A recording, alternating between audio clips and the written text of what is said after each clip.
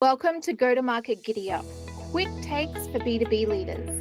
I'm Emma Monroe Harris, founder of Found&Chosen. You found us because of our reputation, and you'll choose us because we execute go to market strategies like no other. Today, we're diving into why portfolio managers, C-suite execs, and go to market leaders often find themselves banging their head against the wall and each other.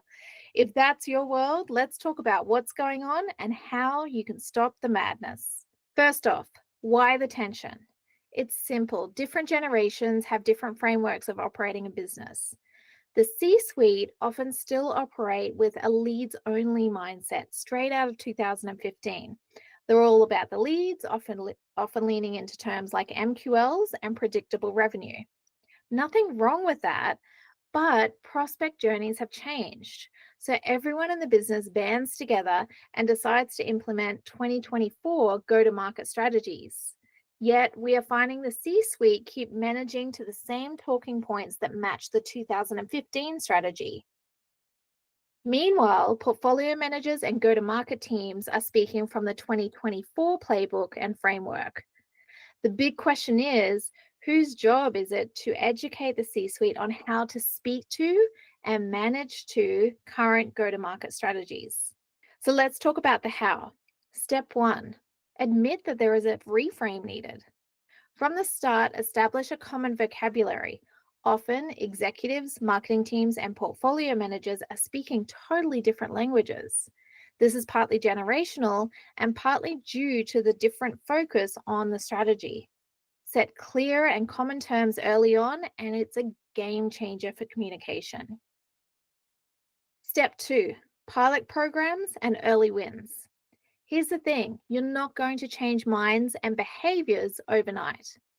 Paula, a squad leader on our team, she nailed it. Start small.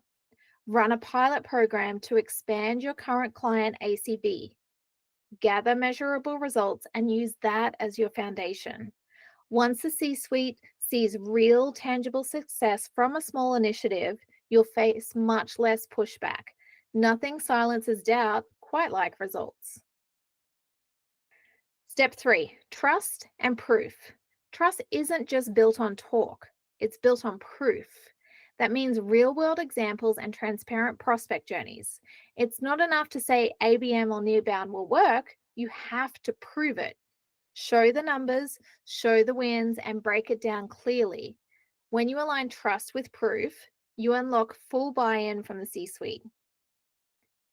Final point, let's look at forward planning. To keep everyone on the same page, remember to set expectations up front. The C-suite needs to know what's coming, the ups, the downs, the timelines, so they're not blindsided. Don't hide it. Modern go-to-market strategies don't just drive great outcomes, they're also really good at showing what's broken. If you uncover an issue, ensure to get ahead of it, communicate it, and share what is to be done about it. It's all about anticipation and preparation. At the end of the day, the goal is mutual success. Trust, proof, and a shared vocabulary are your keys to overcoming this friction. So next time frustration strikes, remember, start small, build trust, and make sure everyone's speaking the same language.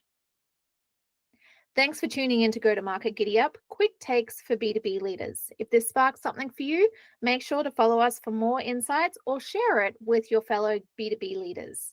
Now, let's get out there and execute.